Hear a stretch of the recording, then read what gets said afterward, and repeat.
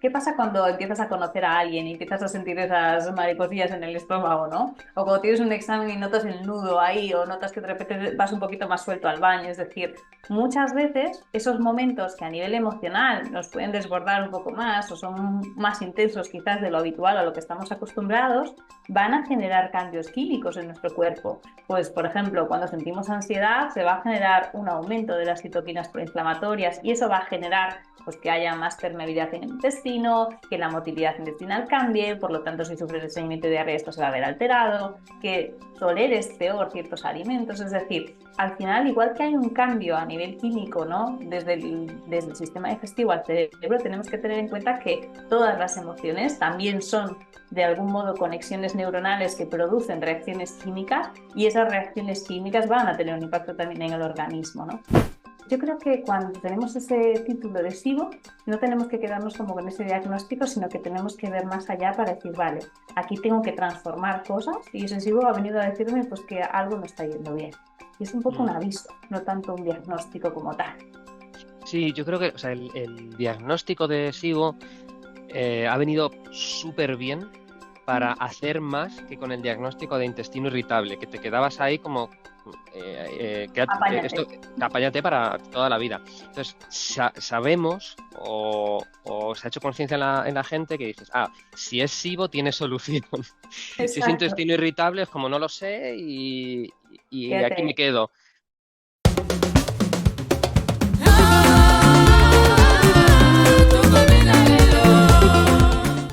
Esto es Conexión Sapiens.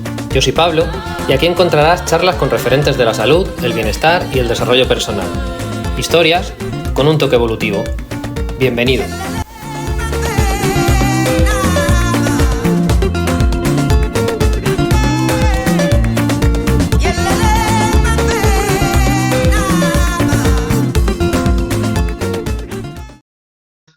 Seguro que has escuchado estas expresiones. Se me cierra el estómago, esto me da asco, sentir mariposas en el estómago, esto es difícil de tragar.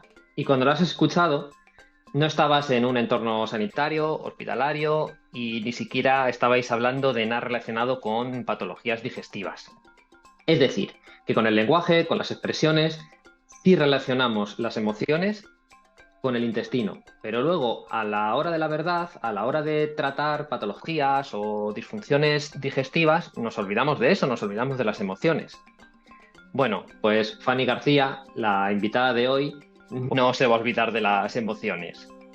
Ella misma, como paciente, ya comprobó que el centrarse más y meter más detalle a la alimentación no iba a terminar de sanar sus problemas digestivos. Así que cogió otro camino y hasta que no sanó, hasta que no calmó, hasta que no puso atención a sus emociones, no pudo terminar de mejorar.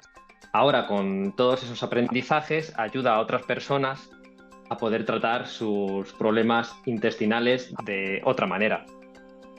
Podéis encontrarla en redes sociales como Digestiones Emocionales y os recomiendo muchísimo su libro Es tu tripa la que grita.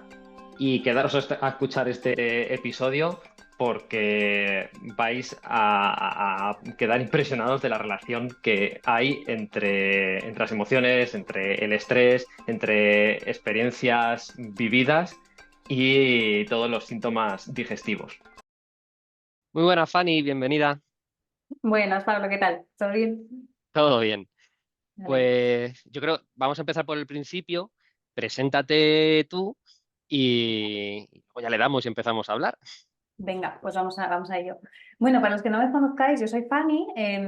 Me trae aquí un poco digestiones emocionales, ¿no? Que ha sido ese proyecto que nació hace unos 5 años, después de haber como vivido todo un proceso digestivo personalmente, ¿no? Y todo ese camino que recorremos en algún momento aquellas personas que hemos padecido de la digestión, buscando diagnósticos, tratamientos, etcétera, etcétera, y que no llegaban las soluciones, ¿no? Ni fuera ni de ningún modo. Y bueno, después de todo ese proceso que me doy cuenta de la importancia que tiene el sistema nervioso, toda la parte emocional en todo el cuerpo, es cuando realmente empiezo a darme cuenta de que más allá de la alimentación, de los tratamientos, de las pruebas, quizás tocaba mirar un poco dentro para ver qué se estaba descolocando, ¿no? A nivel digestivo para que realmente no me pudiese terminar de recuperar. Y bueno, todo ese proceso me llevó a esto, ¿no? A crear gestiones emocionales, a construir el equipo que tenemos hoy, pues eso, de varios profesionales, a tener esta visión un poquito más integrativa de la salud digestiva y sobre todo a ponerle tanto peso a la parte emocional que muchas veces se nos olvida y la dejamos ahí relegada como de última, ¿no? En estos procesos para realmente lograr mayor eficacia, ¿no? En los procesos de recuperación. Mm. Te voy a preguntar por tu caso, porque lo has publicado, lo has contado un montón de veces, así que sé que no te importa. Y, y así tenemos tu ejemplo, es decir, un ejemplo, pero bueno, tu ejemplo del calvario, casi se puede decir así, a nivel digestivo, sin explicaciones, qué síntomas ibas pasando, y bueno, en fin, háblanos de qué te pasó. Ok, todo el camino. Sí, fíjate, a mí me cuadra esto todo cuando yo empiezo la universidad. Y bueno, durante la universidad estoy pasando una época de muchísimo estrés con los exámenes, a nivel familiar también estamos pasando una etapa bastante complicada. Y bueno, se suma que de repente empiezo a tener pues digestiones mucho más pesadas, empiezo a hincharme como un globo, tenía la sensación de tener esta barriga de embarazada que dices tú, pero ¿qué está pasando aquí, no? Después de comer, y no entendía muy bien por qué. Hasta que, bueno, un día en un autobús tengo una crisis digestiva enorme en la que necesito un baño urgentemente y tengo que parar el autobús en medio de la nada porque realmente, literalmente, veo que no puedo aguantarme más, ¿no? Y a partir de ahí empieza pues ese calvario, ¿no? Que hablábamos antes y que decías tú y que creo que mejor palabra no se podía utilizar para definirlo, de empezar a buscar respuestas, ¿no? Creo que al final el camino es empezar a buscar respuestas, ver qué me pasa y bueno, lo primero que piensas si te viene a la cabeza en cuanto aparece algún síntoma, algo me estará sentando mal, seré intolerante a algo, seré alérgica a algo, es lo primero que se te pasa por la cabeza, ¿no? Entonces empiezas eso, un montón de visitas a un montón de médicos, digestivos, un montón de pruebas, todo sale bien en principio, te dicen, bueno, esto es estrés, tal, los nervios del examen. Y yo pensaba, pero ¿cómo va a ser estrés? Si yo realmente como y me siento como un globo después y tengo estas crisis repentinas que no sé muy bien ni dónde vienen, a veces después de comer, pero a veces no tienen nada que ver con la comida, digo, estrés, esto no puede ser, ¿no? Esto tendrá tener que ver con otras cosas, ¿no? Y entonces empieza un poco ese proceso en el que te das cuenta de que vas saltando de profesional de la salud en profesional de la salud, no encuentras respuestas, empiezas con diagnósticos de cajón desastre, que le llamo yo, ¿no? Pues tendrás un colon irritable, después tenía una gastritis crónica, después tenía reflujo gastroesofágico, bueno, un montón de etiquetas, ¿no? Que de algún modo te encasillaban en esa posición de tienes que aprender a vivir con esto como puedas, ¿no? Trata de, pues eso, vivir lo más tranquila posible, tómate tu protector de estómago, el paracetamol para cuando tengas dolor y ya está, ¿no? Y es cierto que hay un momento en el que pues tú al final no tienes ni idea de lo que está pasando, se supone que las personas que te están acompañando son las que tienen la información y la formación, con lo cual dices, pues ya está, me tocará aprender a vivir con esto, ¿no? Pero a medida que van pasando los meses y los años, y yo que estuve 6 años así, ¿no? Te vas dando cuenta de que cada vez tienes menos calidad de vida. Tu relación con la comida ya empieza a ser una odisea, porque ya no sabes qué comer, ya hasta le tienes miedo a comer, ¿no? Te estresa ir al súper porque ya no sabes ni qué comprar para cocinar. Empiezas a aislarte todavía más, porque la vida social todo el tiempo la rodea la comida. Yo quedo con mis amigos a tomar algo, quedo con mi familia a comer los domingos, no quedo para ir al parque a hablar, ¿no? Entonces empiezas a aislarte, tu vida social empieza a reducirse al mínimo. Y dices, pero vamos a ver, esto no puede ser que yo me tenga que quedar así, ¿no? Esto no puede ser real, ¿no? Y entonces es cuando empiezas a buscar alternativas, ¿no? Opciones. Por eso, fíjate que yo creo que muchas veces llamamos medicina alternativa o opciones alternativas, ¿no? A algo que está fuera, pero muchas veces es complementario a todo lo que hemos buscado, simplemente que esto quizás no nos ha dado respuestas y tenemos que empezar a buscar por todos lados, ¿no? Y entonces empiezo pues con nutricionistas, un montón de dietas que seguramente ya habréis probado si estáis escuchando esto, que es la dieta baja en FODMAP, la cetogénica, la antiinflamatoria, bueno, ya te puedes imaginar. Claro, de aquellas, estoy hablando de que esto fue hace 13 años, no había los test de microbiota que tenemos hoy, los test de SIBO, es decir, hoy tenemos como un proceso diagnóstico mucho más concreto. Nada, te pones a probar dietas, como decía, suplementos naturales, fármacos, de todo, cambias tu estilo de vida, de repente mucho más saludable, etcétera, etcétera, pero yo seguía mal. Notaba que eso, que quizás un poquito mejor los síntomas sí, pero yo seguía fatal. Y entonces cuando digo, vale, pues ya está, si no estoy encontrando soluciones fuera, pues tendré que empezar a mirar dentro, ¿no? Y es donde me empiezo a adentrar En el mundo de ahí es donde hago un máster de microbiota y homeostasis intestinal, donde empiezo a formarme como inmunoterapeuta, me especializo en psicosomática, y entonces empiezo a ver toda la relación que puede tener todo esto del cerebro con el sistema digestivo, que hoy, como digo, sabemos mucho, pero para aquel entonces tampoco había tanta información, ¿no?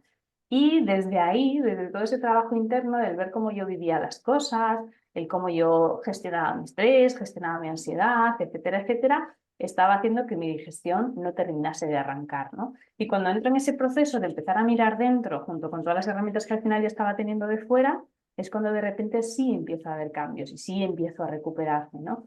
Y ese ha sido un poco pues todo el proceso, ¿no? Yo creo que ha sido un camino como de mucho aprendizaje, que ha sido de tocar también muchas puertas e ir dándote cuenta, pero que para mí ha sido un proceso de mucho autoconocimiento, de darme cuenta de que muchas veces buscamos esas soluciones fuera, pero que cuando realmente ahí no encontramos respuestas y miramos dentro, ahí muchas veces es donde se encuentra el kit de la cuestión, ¿no? Has dicho, jope, 6 años dando tumbos. Es que es Sí, mucho tiempo. Y, tremendo. y desgraciadamente es normal. Sí, y mucho más. En plan, nosotros de repente viene gente a consulta que lleva 10, 15 años con todo esto, ¿no? Y es terrible, ¿no? Yo digo, a mí los 6 años se me hicieron larguísimos, no quiero imaginar 10 o 15, ¿no? Imagínate. Pero es que realmente vas dando tumbos de un lado a otro y tampoco nadie Mm. te da respuestas. Y empiezas a probar de todo y hasta que realmente coges de algún modo y te responsabilizas y dices, ok, vale, a ver, voy a ver qué está pasando aquí, porque si no paro de buscar soluciones fuera y no hay nada y paras y te observas. Creo que eso, que es una pena, pero es lo que pasa. Hoy en día sigue Sí. pasando.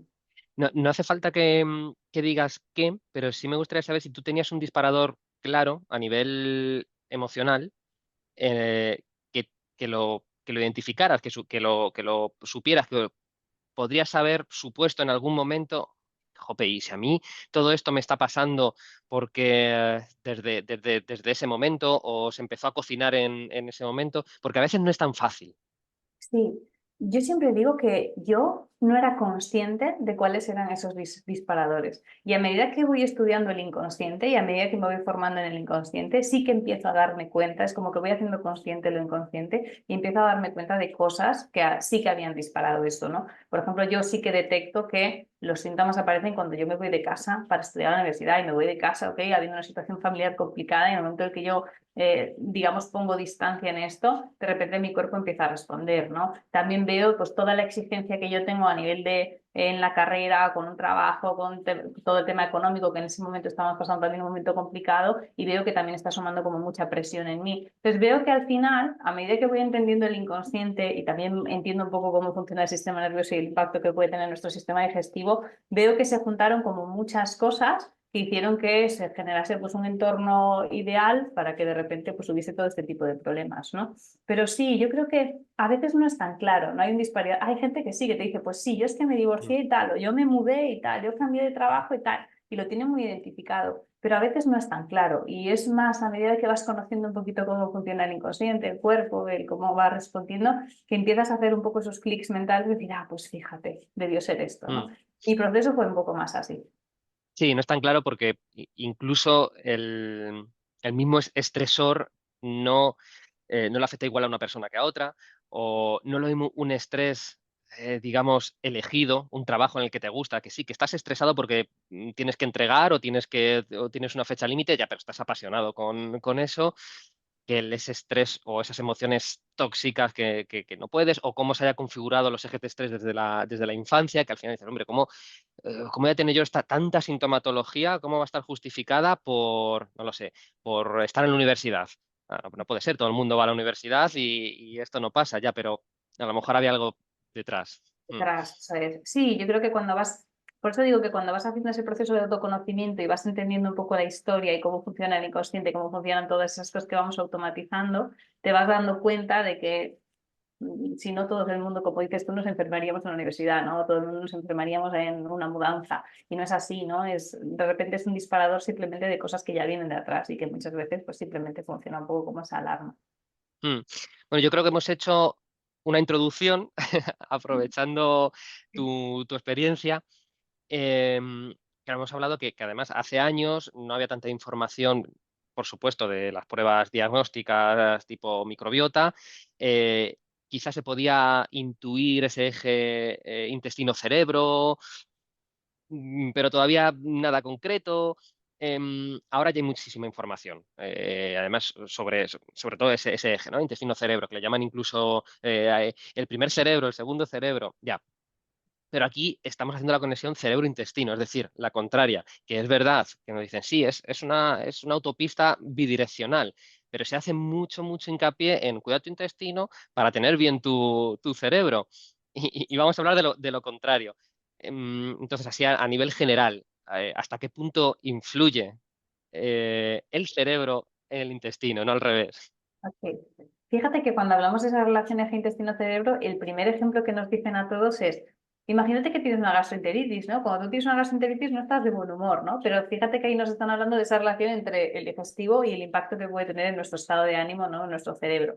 Pero a mí me gusta poner el ejemplo al revés, ¿no? Decir, ¿qué pasa cuando empiezas a conocer a alguien y empiezas a sentir esas mariposillas en el estómago, ¿no? O cuando tienes un examen y notas el nudo ahí, o notas que de repente vas un poquito más suelto al baño, es decir, muchas veces esos momentos que a nivel emocional nos pueden desbordar un poco más o son más intensos quizás de lo habitual a lo que estamos acostumbrados, van a generar cambios químicos en nuestro cuerpo. Pues, por ejemplo, cuando sentimos ansiedad, se va a generar un aumento de las citoquinas proinflamatorias y eso va a generar pues, que haya más permeabilidad en el intestino, que la motilidad intestinal cambie, por lo tanto, si sufres de estreñimiento y diarrea, esto se va a ver alterado, que toleres peor ciertos alimentos, es decir, al final, igual que hay un cambio a nivel químico, ¿no? Desde el sistema digestivo al cerebro, tenemos que tener en cuenta que todas las emociones también son, de algún modo, conexiones neuronales que producen reacciones químicas y esas reacciones químicas van a tener un impacto también en el organismo, ¿no? Entonces, yo siempre digo, piensa en esos momentos en los que en tu día a día tienes emociones que quizás son un poco más intensas de lo habitual y estoy segura de que en algún momento has notado un nudo en el estómago, una sensación de que de repente te aceleras, o unas mariposas, o eso, una sensación de tengo que ir al baño porque me noto como más suelta, ¿no? Más suelto. Entonces ahí tenemos ejemplos, ¿no? De cómo nuestro estado de ánimo también, la intensidad con la que vivimos muchas veces las emociones, va a tener un impacto en el sistema digestivo, pero por esta autopista que decíamos que es bidireccional, ¿no? Mm. Sí, fíjate que además decías un montón de expresiones, lo tenemos súper normalizado, de mariposas en el estómago, un nudo en el estómago. Exacto. Eh, no lo sé, no se me ocurren, pero sí que lo utilizamos Tripas, en ¿eh? las tripas, sí, Ahí. sí, sí. O me sale de las tripas, ¿no? Es, Eso es, sí, sí. es como que hay un montón de expresiones inconscientes y si rascas un poco más, claro que tiene sentido. Estamos un poco, nos hemos desconectado, ¿no? Como que lo decimos casi sin pensarlo. Eso Mm. es. Pero esas expresiones inconscientes, fíjate que nosotros en consulta, cuando trabajamos con terapia inconsciente, las utilizamos un montón, porque normalmente las personas que hemos padecido de síntomas digestivos o que padecen de síntomas digestivos, la utilizan mucho, ¿no? Y dices que se me revuelven las tripas, o es que no tolero a esta persona, ¿no? O qué tóxico es esto, y luego me está diciendo que el tóxico es el alimento, ¿no? Entonces, fijémonos cómo son expresiones que tenemos como muy interiorizadas pero que de algún modo es también el sistema digestivo hablando, ¿no? A través de nosotros. Y es cierto que a veces sentimos un nudo en el estómago, ¿no? Entonces, pues ahí está un poco esa parte emocional que está teniendo un impacto en el cuerpo. Mm, Incluso el sentimiento, la sensación de asco tiene una parte inmunológica, de activación inmunológica, claro, es protectora con la comida, pero hay una expresión también de me da asco X cosa. Sí. Y viene también de ahí, ¿no? Como que Exacto. Fíjate que esta semana me sucedía en consulta que me decían, es que me decía una persona, me pareció tan asqueroso lo que me dijo mi amiga que me dieron ganas de vomitar, ¿no? Entonces, fíjate como sin darnos cuenta, ¿no? Cuando algo me parece asqueroso, pues el sistema inmune responde también como diciendo, ok, a ver, ¿qué nos está generando asco? ¿Qué tenemos que expulsar? Y el cuerpo responde también, ¿no? Entonces, al final estamos muy conectados con nuestro cuerpo sin darnos cuenta, pero vivimos tan en piloto automático y tan desde nuestra parte más racional, más analítica, más controladora, que no somos conscientes de que aquí manda más el cuerpo que nosotros, ¿no? Pero bueno, mm, ahí al final es está. otro aprendizaje igual que el de la dieta low FODMAP, que ahora quería meterme con eso, como la cetogénica, como me parece mucho más fácil, ¿no? Porque eso es, bueno, vale, pues me aprendo lo que tengo que comer, lo que tengo que evitar y chao, y hago esto. Y bueno, pues quizás no sea la mejor idea, o al menos hay que tener una mirada un poco más amplia. Sí, pero bueno, Es lo que digo también, eso que hablábamos antes de que se va construyendo, ¿no? Tú cuando eres pequeño Mm, te duele la tripa, pues te dan el jarabe, ¿no? O te dicen, pues dieta blanda, ¿no? Al final es como hemos aprendido y tenemos muy interiorizado que cuando me duele la tripa o cuando tengo dolor de estómago, pues lo que tengo que hacer es comer más ligero, ¿ok? O comer limpio, que me gusta muy poco esta expresión que parece que comemos sucio el resto del tiempo, pero comemos limpio y quizás pues es un jarabe, una pastilla, un algo. Entonces al final tenemos muy interiorizado que en el momento en que yo estoy mal, donde tengo que buscar las soluciones en alimentación y quizás en fármacos, suplementación, etcétera, etcétera, ¿no? Por eso creo que ahí es donde es más difícil a veces romper la mirada para decir, vamos a ir un poco más allá. Esto sí que es importante, pero hay una mirada mucho más amplia aquí que falta. sí, y o sea, falta bastante. Y menos mal que aparte de la alimentación y la suplementación, que ya por lo menos tenemos una base, hemos conseguido meter el ejercicio y Muy bien. relacionarlo con absolutamente todo, incluyendo también el cuidado del intestino. Así que bueno, vamos dando pasitos. Sí, poco a poco. Yo creo que sí, creo que poco a poco. Y luego creo que también la gente está en un punto en el que, gracias a toda la información que tenemos, que a veces es excesiva y nos infoxificamos, pero gracias a toda la información que tenemos, muchas veces la gente también se informa, aprende y muchas veces incluso llegan a consulta sabiendo más, ¿no? que el propio profesional que les está atendiendo. Y eso también les sirve para tomar responsabilidad y decir, oye, sí, mira, pues el ejercicio, el descanso, el dormir bien, el desconectar de pantallas, el no sé qué y van sumando cosas que son súper positivas a lo largo del proceso de recuperación. Entonces, creo que también la información al final nos da poder y si la utilizamos bien y en nuestro favor también es muy útil, ¿no? Sí, uno de los problemas con tanta información es la infoxicación, Mm. pero por otro lado, el tener acceso a tanta información también te hace ver, jope, pues aquí me están diciendo esto y por aquí dicen esta otra cosa. Es verdad que te puede abrumar, pero por otro lado hay un montón de alternativas diferentes a la sentencia que puede ser un diagnóstico y vive con esto. Entonces, si lo sabes filtrar bien o si se sabe manejar, que yo creo que es una habilidad básica actualmente manejar información, se te abre un mundo, evidentemente. Totalmente. Quería hablar del SIBO, sí o sí, porque, bueno, prácticamente paramos a gente por la calle y, y si no sabe lo que es, que ya es raro, te dice que está hinchado. Entonces, al final es como un síntoma muy evidente en el que metemos ahora en el cajón de SIBO, que antes quizá ya era un diagnóstico más concreto, fuera de ese síndrome de intestino irritable, pero convirtiendo un poco otra vez en que todo va ahí, todo es SIBO. Y lo peor, porque dices, vale, ok, por lo menos decimos que es SIBO y se puede solucionar porque podemos empezar a hacer cosas para ello. Pero hemos protocolizado dieta low FODMAPs, antibióticos o en el mejor caso herbáceos y ya está. Entonces, quería saber cómo abordas tú el SIBO o esos síntomas de hinchazón después de las comidas. Y bueno, imagino ya que te parece también este protocolo.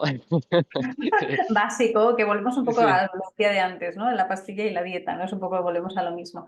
Creo que con el SIBO, y puede quedar feo, ¿no? Pero creo que con el SIBO estamos haciendo lo mismo que con el colon irritable. Al final, sí que es cierto que hoy en día tenemos una prueba que puede determinar si tienes un SIBO o no, con lo cual hay un proceso diagnóstico que es como más claro, ¿no? Y más tangible.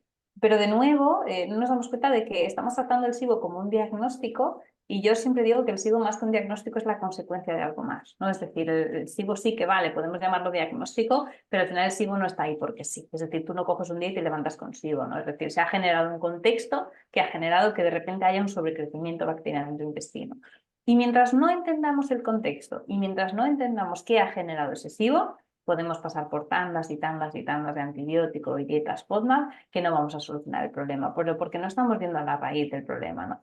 Entonces, sí que me encuentro muchos casos en consulta que vienen después de varias tandas de antibiótico, que vienen ya con una dieta FODMAP en un tiempo que ya es hasta demencial pensarlo, porque no se deben alargar tanto tiempo este tipo de dietas, con una relación con la comida súper tocada, cerca incluso de un trastorno de la conducta alimentaria, y seguimos sin ver, seguimos sin ir a qué es lo que ha generado ese SIBO en esa persona, ¿no? Con lo cual, creo que hoy en día se nos está llenando mucho la boca hablar de salud integrativa, de mirada global, etcétera, etcétera, pero de nuevo, en cuanto encontramos un diagnóstico como es SIBO, tratamos de nuevo de protocolarizar el cómo tratarlo, ¿no? Y creo que aquí es donde tenemos que realmente poner esa visión integrativa de una forma real y valorar pues, el contexto y las circunstancias de la persona, cuál es el proceso que ha pasado para llegar a ese SIBO, qué lo ha podido desencadenar, cómo está el estómago, cómo está la salud de la boca, cómo está el sistema nervioso de esa persona, cómo vive, cómo descansa, cómo se mueve, es decir, todas esas cosas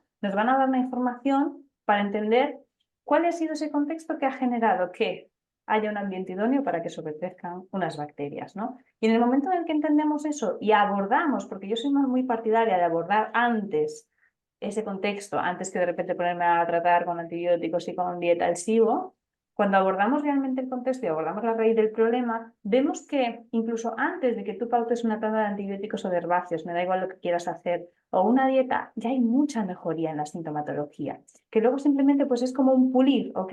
Pues voy a pulir con ese herbáceo o con esa dieta simplemente para barrer lo que pueda quedar. Pero ya hay un avance ahí. ¿Por qué? Porque al final estamos tratando el origen real del problema. Y creo que con el SIBO, como con cualquier otra patología, tenemos que empezar a tener esta mirada de ir más a la raíz del problema, tratar de ir más a lo que ha generado ese problema, más que a poner parches, ¿no? Yo siempre digo que tenemos la palabra como de que hay que curar las enfermedades y yo creo que hay que sanarlas, ¿no? Porque curar implica poner un poco como la tirita y el parche y ya está, y sanar implica que hay que transformar cosas, ¿no? Tanto a nivel externo como a nivel interno. Entonces, yo creo que cuando tenemos ese título de SIBO, no tenemos que quedarnos como con ese diagnóstico, sino que tenemos que ver más allá para decir, vale, aquí tengo que transformar cosas y ese SIBO ha venido a decirme pues que algo no está yendo bien. Y es un poco un Mm. aviso, no tanto un diagnóstico como tal. Sí, yo creo que o sea, el diagnóstico de SIBO ha venido súper bien para hacer más que con el diagnóstico de intestino irritable, que te quedabas ahí como, Apáñate. esto, apáñate para toda la vida. Entonces, sabemos o se ha hecho conciencia en la gente que dices, si es SIBO tiene solución. Si es Exacto. intestino irritable es como no lo sé y Quédate aquí me ahí. quedo, pero con el SIBO sí, entonces empiezan a hacer cosas. El peligro es ese, ¿no? Que al final cuando encontramos un protocolo para una etiqueta, en este caso el SIBO, ya machacamos con eso y estamos cayendo en el mismo error que la medicina convencional, que para este síntoma con esta etiqueta, es decir, diagnóstico, tengo este fármaco. Y nosotros, PNI, que creo que también has hecho PNI, o sea, Sí. es en lo que estamos formados, o llámese medicina funcional, justamente la formación es para que hagas algo más y no cambies el medicamento farmacológico por un medicamento antibiótico, llamémoslo como sea, herbáceo, ¿no? O suplemento. Entonces, bueno, bien darle el diagnóstico, mal trabajar de la misma forma que lo haría una medicina convencional.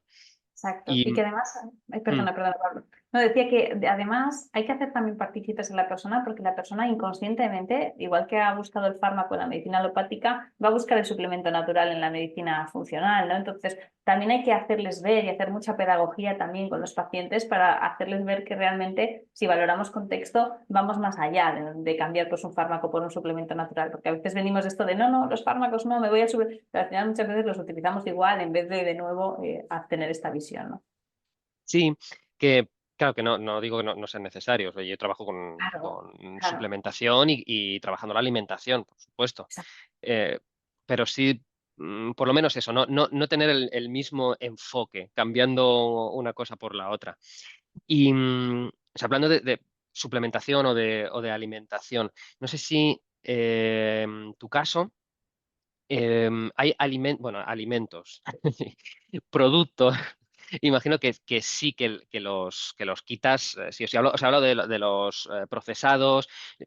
Y te pongo en contexto. Hay veces que me dice la gente que esa dieta, me estás poniendo una dieta restrictiva. Y hay que educar en lo que sería una dieta restrictiva. Una dieta restrictiva por quitar harinas refinadas, azúcares y claro, pero es que muchas veces nos alimentamos a base de estas De cosas. bulería. Mm, Sí. Sí, totalmente. Fíjate que en el equipo además, bueno, tenemos una parte de nutricionistas, ¿no? Que se encargan de pautar toda la parte de alimentación Y me dicen muchas veces, dices que consideramos dieta restrictiva el momento en que quitamos los ultraprocesados, quizás, los azúcares, etcétera. Y es como, ¿cómo voy a vivir sin esto, no? Y es como, no, el tema está en cómo vivimos con esto, ¿no? Ese es el cuestionamiento, ¿no? Entonces, por eso digo que hay que hacer mucha pedagogía también con las personas, porque y por ejemplo, yo aquí lo veo mucho en Galicia, ¿no? Aquí, no sé ahí dónde vives tú, pero en Galicia aquí tenemos muy arraigado el pan para todo. Es decir, desayunamos con pan, comemos con pan, cenamos con pan, ¿no? El pan está como muy integrado aquí. Y no quites el pan porque el pan es terrible, ¿no? Y claro, cuando una persona detecta una sensibilidad al gluten o tiene un proceso inflamatorio en el que le dicen, oye, vamos a retirar el gluten durante un tiempo, es como, ¿cómo voy a quitar el pan? ¿Cómo voy a vivir sin pan, sin pasta, sin todas estas cosas, ¿no? Y que realmente, como digo, no es que sea una dieta restrictiva, es que muchas veces nuestra alimentación se basa más en productos que en alimentos y por eso puede ser que ese cambio al principio nos cueste y pensemos que es muy restrictivo, pero porque no nos damos cuenta de que todo lo que deberíamos comer no está conformando el principio de la alimentación, ¿no? Yo creo que en estas cosas y después de ver un poco, porque como te digo, a nosotros llegan pacientes que ya están como muy quemados después de llevar muchas dietas Mm, restrictivas, pues eso, como la FODMAP o como alguna de estas.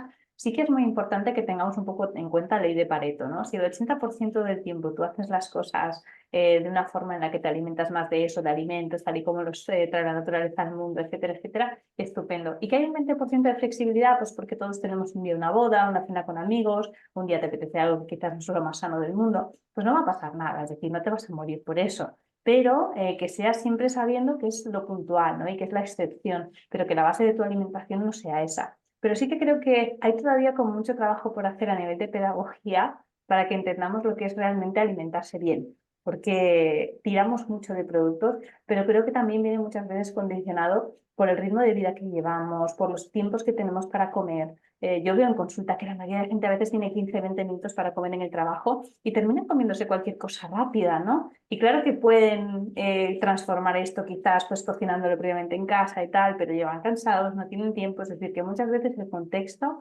parece que facilita, ¿no? Y promueve más que tengamos tendencia a consumir más esos productos que los alimentos en sí, ¿no? Entonces creo que hay que tener un poco una mirada más amplia y sobre todo flexible en relación también a cuál es el contexto de la persona, cuáles son los tiempos de la persona, cuál es la disponibilidad de la persona para buscar un punto intermedio. Pero sí, creo que a veces consideramos restrictivo algo que realmente no lo es, ¿no? Pero simplemente mm. porque tenemos que cambiar también esa mirada que tenemos por la alimentación.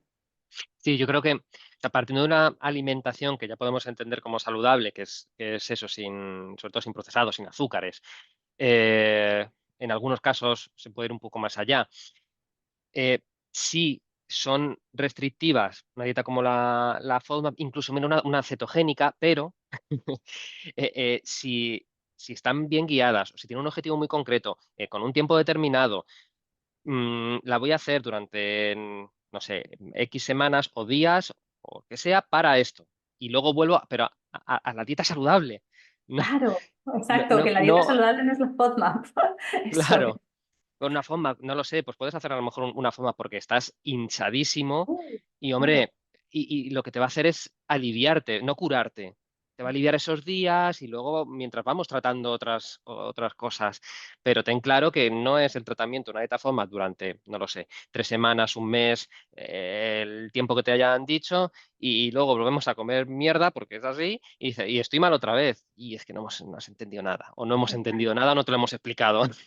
Exacto, sí, por eso creo que al final los síntomas siempre vienen a enseñarnos algo, por mucho que no nos guste la forma en la que nos enseñan, ¿no? Pero tenemos que transformar nuestra mirada en relación a muchas cosas. Y al final, el cómo también nos alimentamos es un acto de autocuidado que tenemos en el día a día. Es decir, porque yo me puedo cuidar comiendo cosas que me dan energía, que me aportan nutrientes, etcétera, etcétera. O me puedo, digamos, cuidar, entre comillas, con cosas que sé que me cansan más, que me agotan más, que me dan picos de energía, etcétera, etcétera, ¿no? Entonces, al final creo que también ahí forma mucho parte también de ese proceso de autocuidado, de cuántos momentos de autocuidado tengo conmigo, cómo está mi autoestima, cómo está mi autoconfianza, porque muchas veces simplemente lo trasladamos a la comida, pero porque si yo ni yo a mí misma consigo tener momentos de autocuidado para mí, ¿cómo voy a dedicarme pues media horita a cocinar algo rico, nutritivo, colocarlo bonito en el plato y disfrutarlo, ¿no? Pues porque no tengo esos momentos. Entonces que también la comida tiene que ser ese acto de autocuidado que hacemos con nosotros mismos y eso, y que a veces estemos simplemente presentes, que elijamos las cosas en función de aquello que sabemos que va a nutrir el cuerpo, que nos va a aportar energía, que nos va a ayudar en el proceso también de recuperación y que, por supuesto, hay dietas que a veces en momentos puntuales y de forma muy específica y siempre, por supuesto, pautadas por un profesional y controladas por un profesional, son estupendas, pero de forma temporal. No es lo mismo que tú tengas que enfocar una dieta FODMAP durante 4 semanas porque te puedes mentalizar y decir, vale, venga, son 4 semanas así más restrictivas y luego ya empiezo a retomar y ya está, que decir, no, es que tengo que estar 6 meses con una dieta FODMAP, que no tiene ningún sentido, ¿no? Y que seguramente pues termine generando un trastorno de la conducta alimentaria o estemos muy cerca de ello, ¿no? Entonces que ahí está un poco también la vara de medir. Mm. Ya, que lo has nombrado, que al final puede terminar estas dietas restrictivas causando un trastorno de la conducta alimentaria o mucha frustración, o bueno, que al final empiezan a aparecer disfunciones, malestares, patologías que no era la inicial. Porque quería tratar el tema y cómo lo ves. Sí, fíjate que además aquí tenemos un problema con los trastornos de la conducta alimentaria y es que cuando una persona pasa por todo el calvario de síntomas digestivos a nivel de la medicina alopática que le dan largas, que le dan diagnósticos de cajón desastre, etcétera, etcétera, en el momento en el que todas esas dietas restrictivas que ha tenido que hacer empiezan a acercarse al trastorno de la conducta alimentaria, luego ya toda la culpa es del trastorno de la conducta alimentaria, ¿no? Entonces, esto es terrible, porque ya no solo la persona pasa el calvario de tratar de entender qué le pasa a nivel digestivo, sino que luego llega un punto en el que está fatal a nivel de sintomatología y además, pues quizás termina con un trastorno por atracón, porque de tanta restricción lo que termina es dándose atracones y al final lo que le dicen en la medicina o en el profesional de salud que la acompañe es no, no, es que hasta que soluciones el trastorno de la conducta alimentaria por atracón no podemos hacer nada, porque claro, si te das atracones de alimentos que... Entonces entran en un círculo vicioso en el que no nos damos cuenta de que la persona se ha quedado atrapada ahí, ya sea porque ha pasado un calvario que no ha entendido nada de lo que pasaba a nivel digestivo y cómo todo eso a nivel de consecuencia le ha llevado a todo esto, ¿no? Entonces, es muy importante también, y las personas que se dedican a la nutrición, ¿no? Que tengamos esta mirada también que todo lo que hagamos a nivel de nutrición, tenemos que siempre valorar si primero la persona está preparada para ello y si es capaz de hacerlo y cómo lo va a vivir. Porque no todo el mundo va a vivir igual una dieta restrictiva. Quizás una persona le dices que haga una dieta FODMAP 6 semanas y es súper disciplinada y tal, y lo hace estupendo y no le genera ningún estrés. Y hay una persona que solo hacerla 5 días ya está suponiendo un estrés tremendo, muchísima ansiedad y termina pues eso, dándose atracones por las noches. Entonces, que es muy importante valorar también el cómo va a vivir la persona este tratamiento, el cómo va a vivir la persona esa dieta, porque de esa forma podremos quitar menos presión, quizás quitar menos exigencia. Nosotros en el equipo, por ejemplo, una persona que vemos que una dieta restrictiva le está suponiendo mucho estrés o que realmente pues puede suponer y poner en riesgo este tema, en ningún caso se le va a poner una dieta restrictiva tipo FODMAP, ¿ok? Se le va a poner mucha flexibilidad, se le va a decir qué alimentos priorizar, cuáles evitar, pero no cuáles vamos a restringir o vamos a prohibir. ¿Por qué? Porque sabemos que si la dieta tiene que ser una ayuda en el proceso y te está suponiendo más estrés del que realmente te está quitando a nivel de ayuda, pues al final es contraproducente, ¿no? Entonces, que creo que es muy importante que tengamos en cuenta también que no todas las personas viven igual una restricción, que hay restricciones que quizás, pues una persona, eso como digo, que quizás es más metódica, más disciplinada y tal, y que no le cuesta tanto y lo puede hacer, pero hay personas que quizás que le quites, pues por ejemplo, los azúcares, aunque sepas que es lo primero y lo que le podría venir genial, pues le puede suponer un estrés tremendo y muchísima ansiedad. Y lo que digo, acabar al final con atracones comiendo mucho más azúcar del que quizás hubiese comido si le dices que no pasa nada si pues una vez al día o una vez cada 2 días se toma algo de azúcar, ¿no? Pero es que tenemos que darnos cuenta un poco de esto y tener esta mirada también. Por eso digo que aquí está, y es muy importante que tengamos en cuenta que más allá de los síntomas digestivos, van a haber otros puntos que van a impactar, como la relación con la comida, la vida social, etcétera, etcétera, que si no tenemos en cuenta, vamos de nuevo a protocolarizar, vale, pues tengo un SIBO o una dieta baja forma, no sé qué, o una dieta cetogénica, o voy a poner una dieta antiinflamatoria. Y que no digo en ningún caso que estas dietas no vayan a ser beneficiosas, pero que muchas veces perjudican más de lo que hacen, ¿no? Dependiendo de la persona, que es muy Sí, importante escuchar. sí, sí, sí, claro, y esa persona que tienes, que ya se ve que va a tener muchas dificultades si le modificas mínimamente su alimentación, joder, pues tenemos también luego muchas más estrategias, además de la alimentación, para tratarlo. Es que todos los hábitos de vida, más trabajar el sistema nervioso desde las emociones, desde la somática, desde lo que quieras, pero a lo mejor no puedes dejar, no lo sé, el azúcar, ok, pero no Golpe. tiene, claro, pero, pero no tienes por qué comer 6 veces al día. Exacto. A lo mejor podemos aumentar el ayuno nocturno, a lo mejor puedes incrementar la actividad física, ir bajando la reactividad de los ejes de estrés para que después también no dependas tanto del azúcar, porque luego es eso, ¿no? ¿Por qué dependes tanto del azúcar? ¿Qué supone para ti ese premio?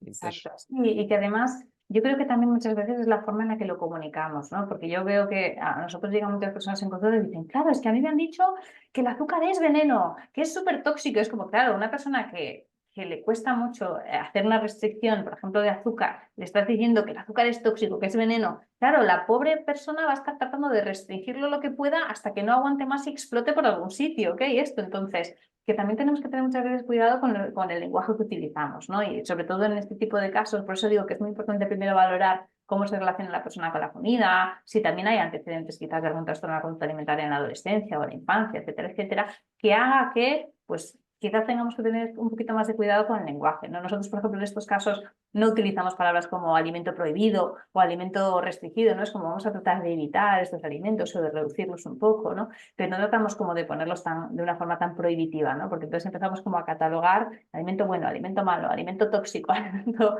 Y entonces al final parece que vamos al plato con el escáner, ¿no? De lo que tengo que apartar, lo que no, y genera todavía más ansiedad y más angustia de la que sí, ya y tiene. y es perverso que una persona interiorice que un alimento es veneno, pero no puede Claro, dejar de comerlo. Entonces, exacto. ahora lo vas a comer con muchísima culpa y posiblemente te siente incluso peor. Fatal, porque le estás diciendo a tu inconsciente y a tu cuerpo que te estás tragando veneno. Claro, es que ese Mm, es el tema, ¿no? Entonces ahí está el problema. sin, o sea, y que, por supuesto lo ideal sería retirarlo, pero bueno, pues eso, que hay que flexibilizar todos los tratamientos. Sí, que cada persona es un mundo y que al final, por supuesto, aquí no estamos haciendo apología de vamos a meter azúcar a todo el mundo, ¿no? Pero sí que hay que ver de qué forma se puede ir reduciendo, ¿no? Quitando que no todo el mundo es igual y que al Mm, final cada persona pues tendrá que seguir su camino y su proceso.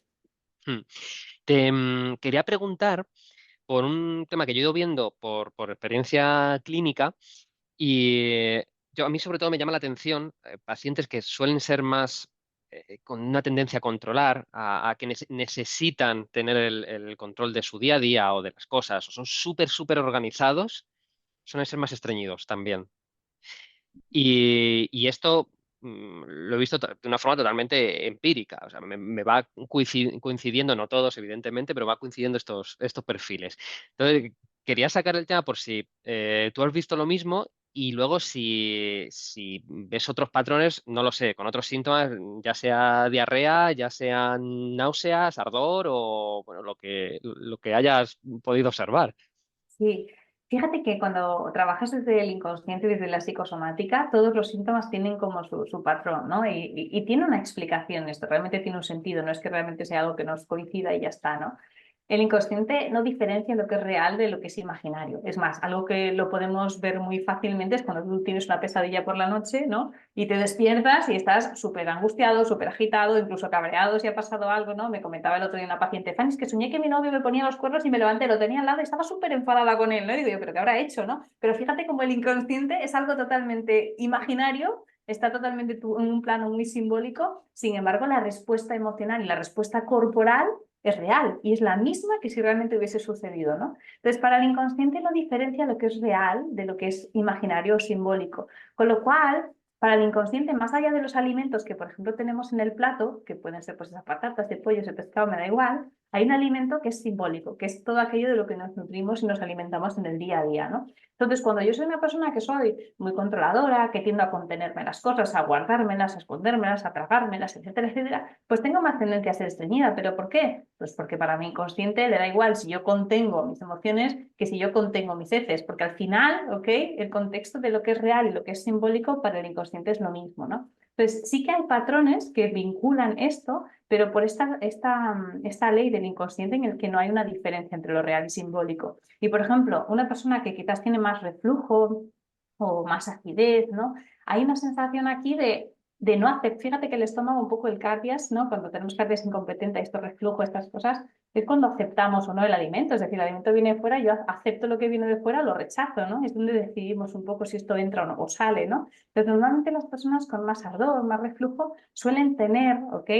Un comportamiento, un patrón de que les cuesta mucho aceptar las cosas que no les gustan, o aceptar las cosas que no quieren, o aceptar las cosas que quizás esperaban que fuesen diferentes. Entonces, normalmente cuando tenemos más patología a nivel de caries de estómago, de reflujo, tiene que ver un poco con esta relación con la aceptación, el cómo acepto yo las cosas que quizás no me gustan, no quiero, que no me sientan bien, que quizás no son como yo esperaba, etcétera, etcétera. Entonces sí, como digo, lo que tenemos que ver un poco es cuál es la función de ese órgano en ese momento, cuál es la función de ese síntoma y tener en cuenta que para el inconsciente eso que está siendo real, o que a nivel de sintomatología, lo está viviendo también en un plano simbólico como algo que le está ayudando. Entonces, si tú eres más, estás en un plano más controlador, quizás más en la contención, te lo guardas todo, etcétera, etcétera, pues la respuesta que va a tener inconsciente es, ok, si nos guardamos todo, nos guardamos todo, ¿no? Entonces puede que no nos interese, pero el patrón es ese, ¿no? Por eso normalmente hay que trabajar, cuando trabajamos desde la psicosomática, trabajamos desde ese patrón para que la persona aprenda a soltar un poco el control, a soltar, a aprender a expresar las emociones, a sacarlas fuera, a no tragárselas, a no contenerse tanto y guardar tanto todo, ¿no?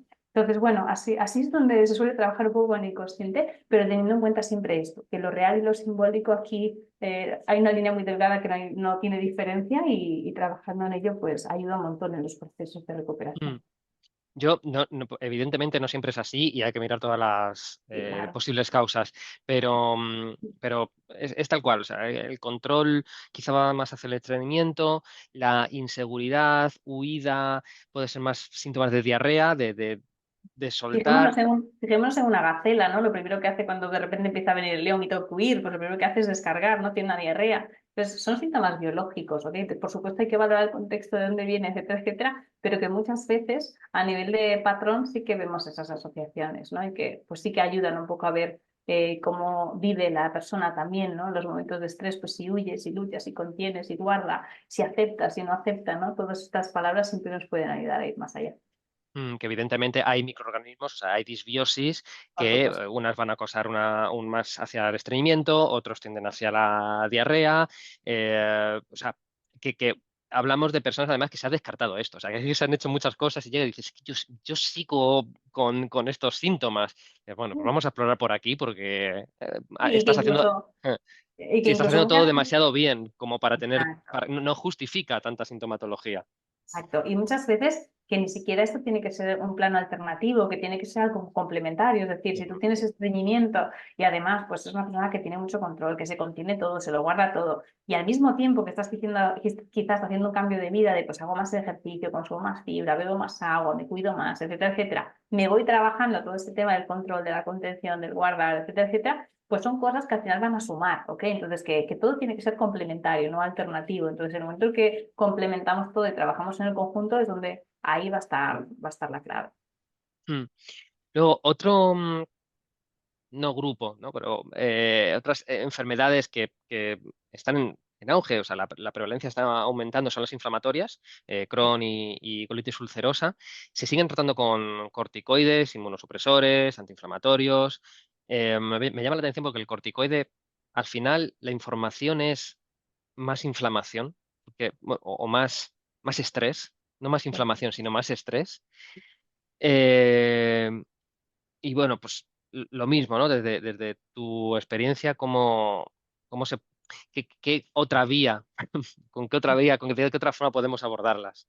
Sí, fíjate que en este tipo de enfermedades inflamatorias intestinales lo que sí detectamos mucho en consulta es que cuando están ya bastante estabilizadas con medicación y me da igual la forma en la que se hayan estabilizado, los brotes suelen suceder cuando hay eventos puntuales donde el sistema nervioso se sobreactiva muchísimo. Eso sí que lo detectamos siempre, ¿no? Es como pues una persona con colitis ulcerosa que justo los brotes pasan pues cuando le sucede esto, ¿no? Y cuando detectamos un patrón, que suele haberlo siempre, ¿ok? Que a veces es algo más inconsciente que no nos damos cuenta, pero cuando detectamos un poco un patrón, que es lo que desencadena esos brotes, trabajando en realmente cuál es el conflicto que a nivel emocional está desencadenando que tú vivas eso con tanta intensidad y que puedas vivirlo, porque no significa que no vayas a dejar de tener esos conflictos en tu vida, significa que quizás la intensidad con la que los vives está haciendo que tu sistema nervioso se sobreactive demasiado y termine generando pues ese entorno favorable para que el brote aparezca, ¿no?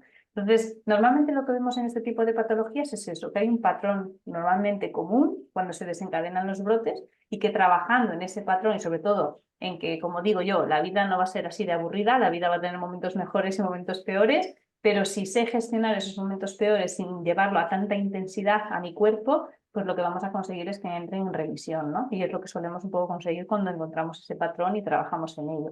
Sí que hay casos que han podido dejar la medicación, hay casos en los que no, pero sí que es importante detectar, como digo, qué es lo que realmente desencadena los brotes, porque muchas veces, como digo, hay algo como común y una vez trabajamos en eso, suele haber un cambio muy importante. Mm. Sí, yo creo que la conclusión hasta ahora al final es que sea el síntoma o la patología que sea, no te puedes olvidar de la parte emocional, somática, del estrés, o sea, del cerebro, Exacto. de lo que sale de arriba. Eso es, sí, siempre que tengas en cuenta el sistema nervioso y que al final cuando tenemos una enfermedad de este tipo, una enfermedad inflamatoria intestinal, pues un Crohn, una colitis ulcerosa, normalmente es como tenemos de nuevo protocolarizado el tratamiento, etcétera, etcétera, pero normalmente no tenemos en cuenta todo el poder que tiene el sistema nervioso sobre ello, ¿no? Y lo que nos encontramos en consulta constantemente es eso, que son personas que normalmente tienen brotes en momentos donde el sistema nervioso se sobreactiva mucho. Entonces, no significa que tu sistema nervioso no se vaya a sobreactivar nunca, pero quizás no tiene que hacer la intensidad que lo está haciendo hasta el punto de que genere un brote y tengas que acabar ingresado a veces en el hospital, ¿no? Como suele suceder. Entonces, hay que encontrar un poco un equilibrio. Tampoco podemos, como digo, idealizar, ¿no? El tener un sistema nervioso que siempre está súper zen, tranquilo, que no le pasa nada. No, va a haber momentos en los que se va a alterar, no pasa nada. Lo importante, como digo yo, es que no nos vayamos a los extremos, que no sea un exceso de repente tremendo o una carencia muy grande. Entonces, si el sistema nervioso se mueve, se altera, pero es capaz de encontrar un equilibrio de nuevo, pues está estupendo, pero siempre que no nos vayamos a extremos muy intensos. Sí, yo creo que lo que más importa es cómo recibimos la información, o, bueno, por lo menos primero está en identificar las señales corporales. Entonces, en el momento que ya sabes que vas a entrar en un proceso que es más complicado, posiblemente también te vengas encontrando peor a nivel digestivo, porque estamos hablando de digestivo, pero bueno, cada uno con lo suyo, ¿no? Otro talón de Y Aquiles.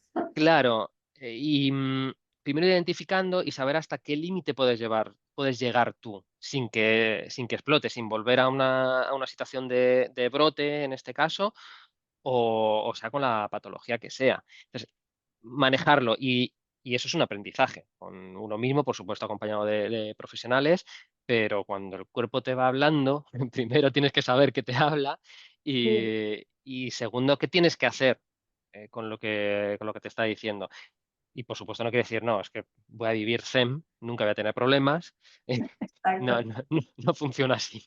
Yo siempre digo que a veces hay gente que me dice, yo aspiro a tener una vida así. Digo, tú fíjate en un electrocardiograma. El electrocardiograma de este es el de un muerto, ¿ok? Digo, el Mm, electrocardiograma de un vivo va para arriba y para abajo, ¿no? Pues esto es la vida, ¿no? Va para arriba y para abajo. Lo importante es eso, que dentro de ese movimiento que ya tiene la propia vida, que sepamos gestionar lo mejor posible sin llevarnos a esos excesos que muchas veces nos desbordan, ¿no? Y nos sobreactivan de más. Y ahí es donde encontramos el equilibrio, ¿no? Pero bueno, asumir que va a haber momentos mejores y momentos peores en la vida, eso es normal, forma parte de estar vivos y está mm. bien. Sí, pero eso de identificarlo, decir, uy, uy, uy, me estoy pasando, espérate, Claro. ¿dónde encuentro yo la calma? Aquí, vale, venga, pues a lo mejor necesito un día. Bueno, pero un día no me mete en cama o no me inhabilita para un mes. Exacto, eso es el saber poner, yo siempre digo, siempre hablamos de poner límites fuera, pero a veces tenemos que poner límites en nosotros mismos, es decir, hay que saber cuándo frenar, hay que saber cuándo bajar el ritmo, hay que saber cuándo parar, y el cuerpo muchas veces nos avisa porque no hacemos ni caso, a las señales, pero el cuerpo viene ahí para decirte, a ver, ¿y cuándo estamos pasando de frenada, no? Entonces, que es muy importante también escucharlo para saber, vale, ok, pues quizás tengo que ponerme un límite a mí, y eso, bajar el ritmo, quizás frenar, parar, lo que sea, ¿no? Que necesitamos en ese momento. Aprendizaje. Bueno, Total. pues por mí, el tema yo creo que hemos hecho un repaso bastante completo. ¿No? Los que nos escuchen, pues por lo menos que se queden con la idea de que hay algo más, que sí a todo lo que están haciendo, a todos los hábitos que estén cambiando, de alimentación, de todo, pero que miren un poco más. Exacto. Y, y si quieres añadir algo más, y si no, yo paso a mis dos últimas preguntas que les hago a todos los que pasan por el podcast. Pues lánzame esas dos preguntas, yo creo que está todo, así que nada, cuéntame. La primera es que nos recomiendes libro, podcast, película, documental, lo que te dé la gana, no tiene por qué ser del tema, pero bueno, que te haya servido a ti y que quieras compartir. Vale. Mira, a mí hay un documental que me gusta mucho que se llama Heal, Sanar, que habla mucho de esto, de cómo muchas personas a través de ese proceso a nivel emocional y a nivel de sanación interna tienen un impacto a nivel físico y de todo este vínculo que hay entre el cuerpo y las emociones y me encanta.